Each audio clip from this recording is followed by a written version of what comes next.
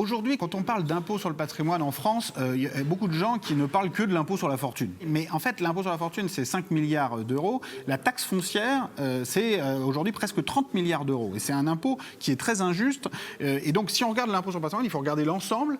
Et il faut, comme le propose Benoît Hamon, rapprocher ces deux impôts pour en faire un impôt unifié sur le patrimoine, mais le patrimoine complet. C'est-à-dire non seulement le patrimoine immobilier, qui est le seul pris en compte dans la taxe foncière, mais aussi le patrimoine financier, qui est souvent le plus important pour les plus riches, et aussi les dettes financières. C'est-à-dire, pour prendre un exemple très concret, prenez un ménage, un jeune ménage ou moins jeune, qui essaye d'acquérir un logement, qui a acheté une maison, un appartement qui vaut 200 000 ou mettons 300 000 euros, mais qui a un emprunt très lourd, qui a 290 000 euros d'emprunt. En fait, son patrimoine net, c'est 10 000 euros.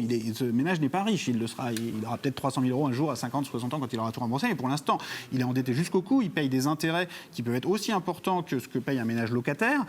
Donc finalement, il n'est pas plus riche qu'un ménage locataire. Et pourtant, on lui fait payer une taxe foncière qui peut être souvent extrêmement lourde et qui est aussi lourde qu'un autre ménage qui aurait hérité de cet appartement ou de cette maison de 300 000 euros et qui aurait par ailleurs un portefeuille financier de 2 millions d'euros qui ne serait pas du tout concerné, sauf peut-être pour l'impôt sur la fortune, mais c'est justement ça que veut supprimer Emmanuel Macron. Nous, on veut faire exactement le contraire. C'est-à-dire, on veut dire le premier ménage, il ne paiera presque plus de taxes foncières, il aura une très forte réduction d'impôt. Alors qu'au contraire, celui qui a hérité de 300 000 euros d'appartement et qui a 2 millions d'euros ou 1 million d'euros de patrimoine financier, il paiera plus d'impôt sur le patrimoine, alors qu'actuellement, dans la taxe foncière, ce n'est pas pris en compte. Donc là, il y a un besoin d'adapter aussi l'impôt sur le patrimoine à la réalité. L'impôt sur la fortune a au moins le mérite, jusqu'ici, de prendre en compte les actifs financiers et les emprunts. Donc, plutôt que de toujours critiquer, vilipender l'impôt sur la fortune, essayons de prendre les bons côtés de cet impôt, les apporter sur la taxe foncière, et comme ça, on peut faire une réforme globale qui allégera l'impôt sur le patrimoine, la taxe foncière,